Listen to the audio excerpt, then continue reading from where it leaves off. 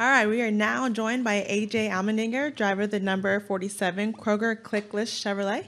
If you have a question for AJ, please raise your hand and we will get you a mic. We'll start here with Lee. Lee Spencer, RacingBoys.com. Everybody's analyzing you and what it's going to take for you to win this weekend, but you kind of get tired of listening to it and just kind of want to concentrate on what you need to do yourself. Lee, that's funny. You think I listen to all you guys? I was here this morning on the way in. No, I mean it's in the end I can just do my best. You know, I've come here and put a lot of pressure on myself, and you know, we all know what the ultimate goal is when we show up here.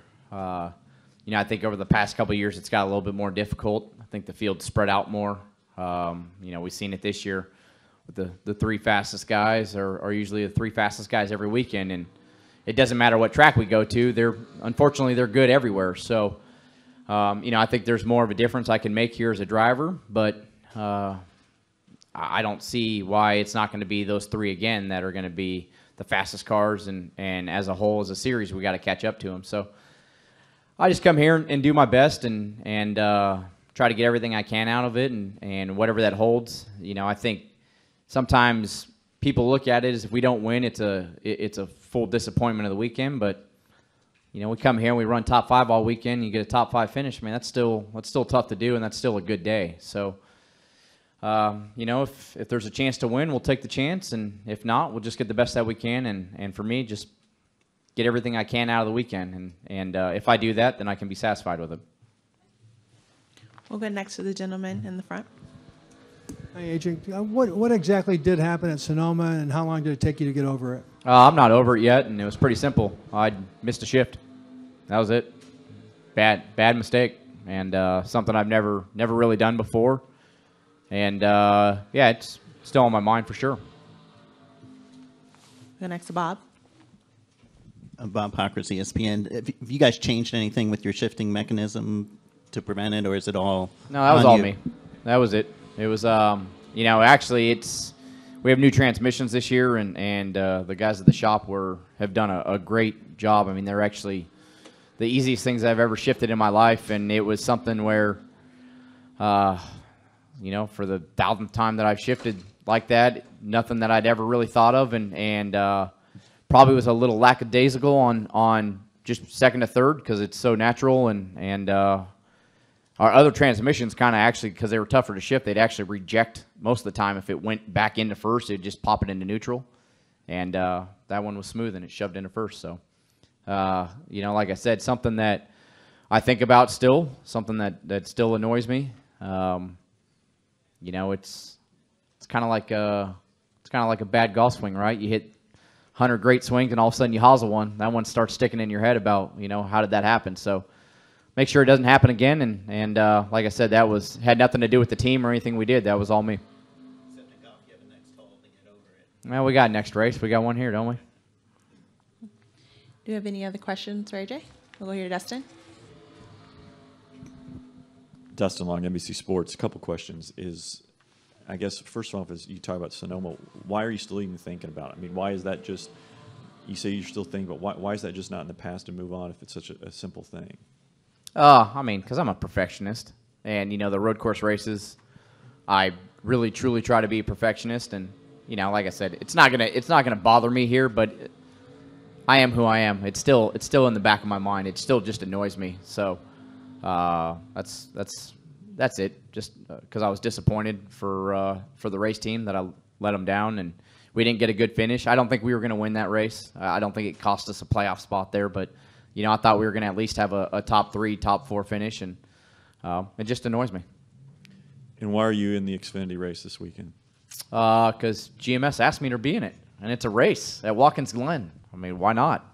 It's I haven't done an Xfinity race since the 2 races I did with Team Penske at Road America in Mid-Ohio, and you know, I felt fortunate. They came to me and asked me if I wanted to do this race with them, and said, for sure. I love this place.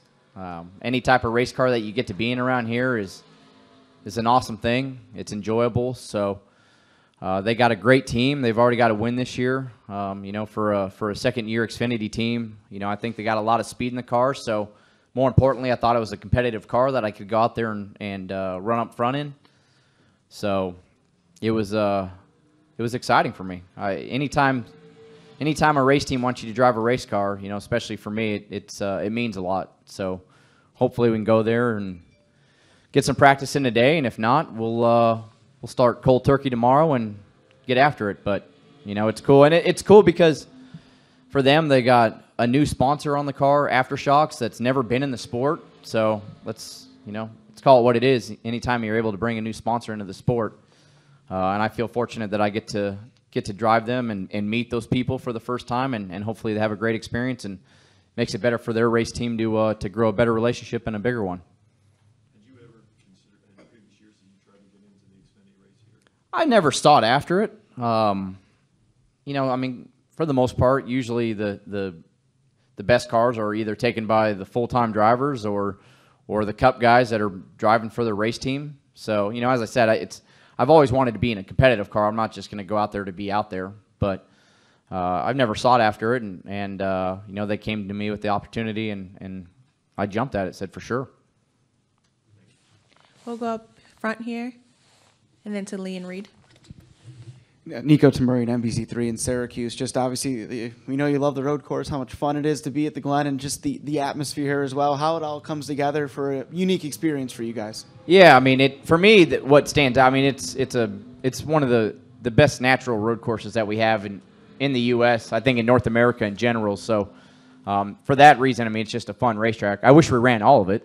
You know, I wish we ran the boot and everything. That would make it really exciting, and I think it'd separate the field a little bit more. But it's just it's a beautiful place to come to in August, and more importantly, and I've said this over and over again, the crowd that we've got in the last several years, really every time I've been here, but it really seems like it stood out the last 4 or 5 years. I mean, it's a packed house. There's not an empty seat. There's not an empty campground, and you feel that atmosphere on Sunday. You walk in and you know, you get up and you start walking around, do your sponsor stuff. I mean, there's people everywhere, and for me, I mean, it pumps me up when you see that big of crowd show up to a racetrack. So for so many reasons, it just makes it fun to be here. Go next to Lee. Brad Doherty said the other night on the radio that Marcos always used to run this race because this track feels faster than Sonoma. First of all, do you think that this is going to help you significantly to kind of get that muscle memory going as far as, you know, reminding you of the track? I mean, I know you guys, you know, do simulators and everything else, but how helpful do you think this is going to be for Sunday? I mean, I don't think it makes a huge deal, but there are stuff that we can possibly try on setup that may help on the cup side of it. But it never hurts to run more laps around a racetrack. And you know, it'll be the first time I've done a double duty race in 10 years, so that'll be a little bit to get used to running back and forth on Saturday especially. But it's just racing. I just want to race, especially at a road course. So if there's an opportunity to do it, whether it's going to help me a lot or a little or if any, it's a chance to go out there, run up front, and possibly win a race. And somebody like you and Cindric that run road courses on a regular basis, do you think that if you guys do run in the rain that it'll help you guys because you're used to having raced in those conditions? I mean, I've only driven a stock car once in the wet, kind of half wet at practice at Road America. You know, I mean, does it help me a lot? I don't know. But, you know, as I told the guys, they said, what if it rains? I said, we'll be fine. Reed Spencer, NASCAR Wire Service. At the All-Star race, you were a real factor on an intermediate track. What's your reaction to reports that NASCAR is considering using a variation of that package in a fairly substantial number of races next year? I mean, I hadn't heard that, so I hadn't really thought much about it. You know, I do wish there was probably a little bit more horsepower. That would be the thing that stood out. I know there's a fine line to making sure there's still closer racing. But I wish there was a little bit more horsepower because it did make the passes tougher to complete, and you know, qualifying is pretty dull, you know, by yourself. But definitely it made the racing a lot more competitive, more than I expected, honestly. It was just a fun, racetracks like that. Charlotte had enough to where the tires went away, where handling was just important enough. And I thought that night we got our car spot on.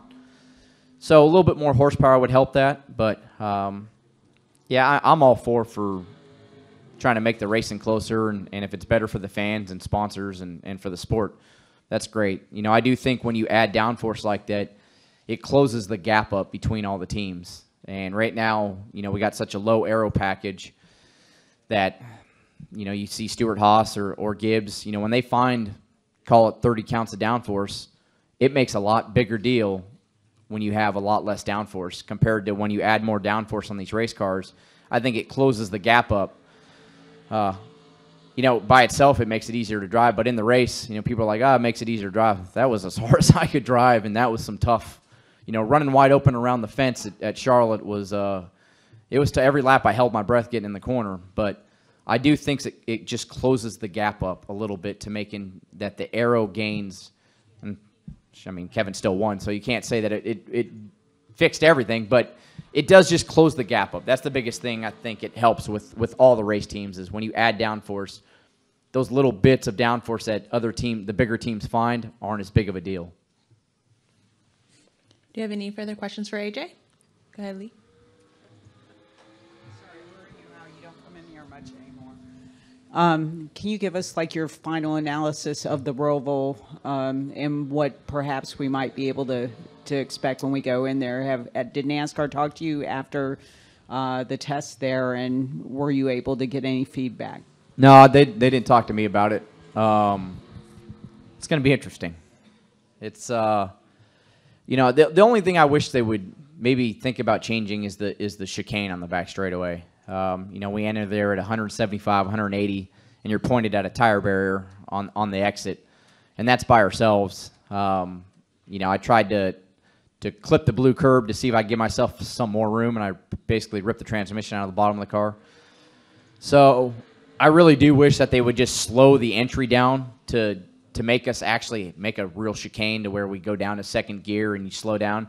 Then you could open the exit up however you want, and it doesn't matter. There's no cutting or anything like that. So make the beginning of the corner a lot more important than the exit. But in general, I think track position is going to be critical. It's going to be tough to pass. Depending on what tire they bring, I'm not sure that they knew exactly what tire they still wanted to bring. Tires were going to be important because they started to go away pretty quick. But I think in the infield, passing is going to be tough. You're going to see kind of that fine line between bouncing off each other in the infield to make a pass, and you still need the aero, especially if they leave the chicane as fast as it is on the back straightaway. That's going to be critical to making sure you still got all the fenders on the car. So it's going to be a fun race. I'm looking forward to it. I'd rather have a race like that and maybe change it up than running the oval for the third time during the year. So, but it's going to be interesting. So I can't tell you if there's going to be a ton of crashes or no crashes, but it's going to be exciting to watch for sure. Any more questions for AJ? All Thank you, guys. Thanks for joining us, AJ. Good luck.